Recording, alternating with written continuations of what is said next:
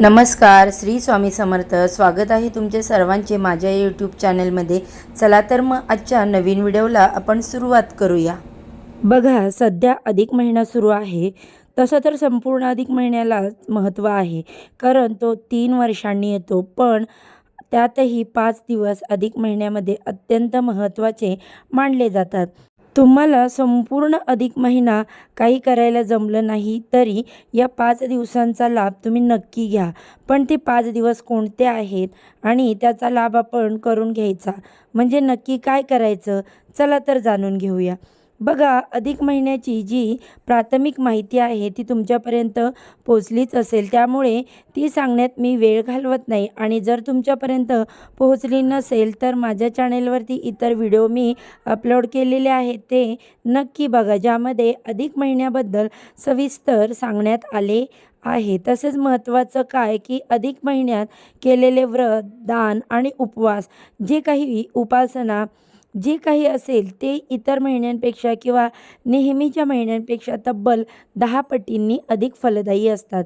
या पवित्र महिन्यात येणारे 5 महत्त्वाचे दिवस आहेत, जे तुमच्या आयुष्यातल्या दुःखदायक दारिद्र्य दूर करू शकतात आणि सुखसमृद्धी तुमच्या आयुष्यात घेऊन येऊ शकतात. त्यामध्ये सगळ्यात पहिलं महत्त्वाचा दिवस म्हणजे अधिक महिन्यातील एकादशी. बरोबर. अधिक महिन्याला पुरुषोत्तम मास म्हणतो आपण, कारण अधिक महिना मुळातच भगवान श्री हरिविष्णूंना समर्पित असलेला महिना आहे.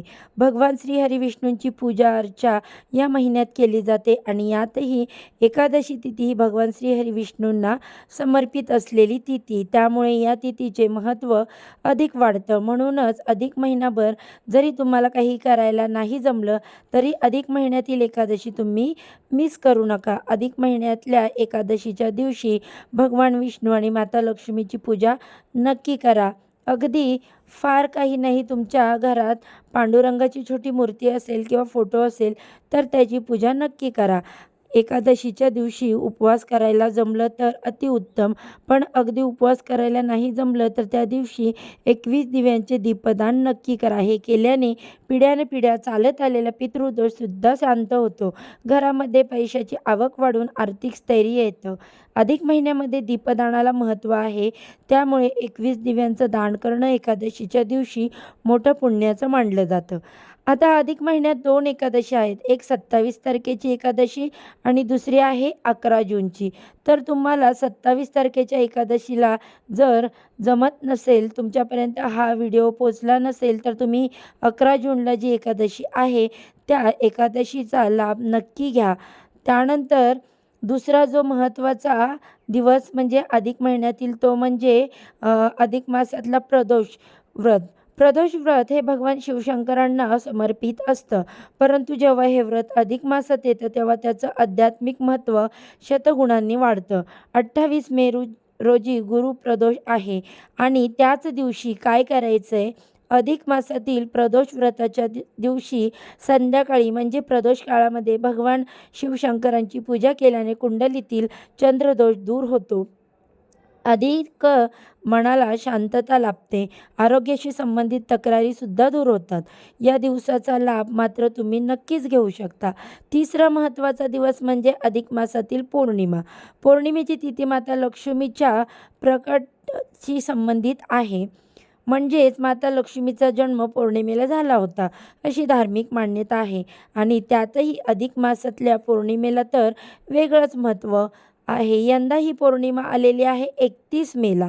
31 मेला अधिक मासातील पौर्णिमा आहे. या दिवशी काय करायचं, या दिवशी तुम्हाला शक्य असेल तर एखाद्या पवित्र नदीमध्ये स्नान करायचं. तुमच्या गावाजवळ नदी आहे किंवा शहराजवळ तुम्ही राहताय, काही हरकत नाही, दानधर्म करा, चंद्राला अर्घ्य अर्पण करा, हे सुद्धा शुभ मानलं जातं. या दिवशी घरात सत्यनारायणची पूजा अवश्य करावी, त्यामुळे घरात सुखशांती नांदते आणि घरातील नकारात्मक ऊर्जा पूर्णपणे नष्ट होते. तर बघा ताईंनो, 2-3 उपाय 2-3 गोष्टी आपण यामध्ये बघत आहोत. म्हणजेच की नाही जमली तर ती करा, ती नाही जमली तर ती करा. काही ना काहीतरी करणं महत्त्वाचं आहे. शेवटी देवासाठी आपला भाव महत्त्वाचा असतो. देव भावाचा भुकेला आहे. चौथा महत्त्वाचा दिवस म्हणजे अधिक महिन्यातील गुरुवार. सुरुवातीला म्हटलं तसं अधिक महिना भगवान श्रीहरी विष्णूंना समर्पित आहे. गुरुवार हा भगवान श्रीहरी विष्णूंचा वार आहे आणि म्हणूनच या दिवसाला महत्त्व आहे. या दिवशी विष्णूंना पिवळी फुलं अर्पण करा, केळी अर्पण करा, तुळशीपत्र अर्पण करून पूजा करा. त्यामुळे कुंडलीतील गुरुग्रह मजबूत होतो. तुमच्याकडे पांडुरंगाची मूर्ती किंवा फोटो असेल तर त्यांनासुद्धा तुम्ही पिवळी फुलं अर्पण करू शकता. या सगळ्या गोष्टींमुळे विवाह, करिअर आणि शिक्षणातले अडथळे दूर होतात, कारण त्यामुळे गुरुग्रह मजबूत होतो. दत्तगुरूंची पूजासुद्धा या दिवशी तुम्ही करू शकता. तुमचा आराध्य दैवत दत्तगुरू असतील तर दत्तगुरूंना सुद्धा तुम्ही पिवळी फुलं, केळी अर्पण करू शकता. त्याचबरोबर 5वा आणि महत्त्वाचा दिवस जो आहे अधिक महिन्यातला, तो म्हणजे अधिक महिन्यातील शेवटचा दिवस म्हणजे अमावस्या. पितृकार्याशी संबंधित तिथी ही आहे. पितरांना तृप्त करण्यासाठी सर्वोत्तम मानला गेलेला दिवस. 15 जून रोजी अधिक महिन्याची अमावस्या आहे. या दिवसात पितरांच्या नावे अन्न किंवा पाण्याचं दान केल्याने पितृ प्रसन्न होतात, कुटुंबाला वंशवृद्धी आणि अखंड सौभाग्याचा आशीर्वाद देतात. तर बघा ताईंनो, 5 महत्त्वाचे दिवस आपण पाहिले.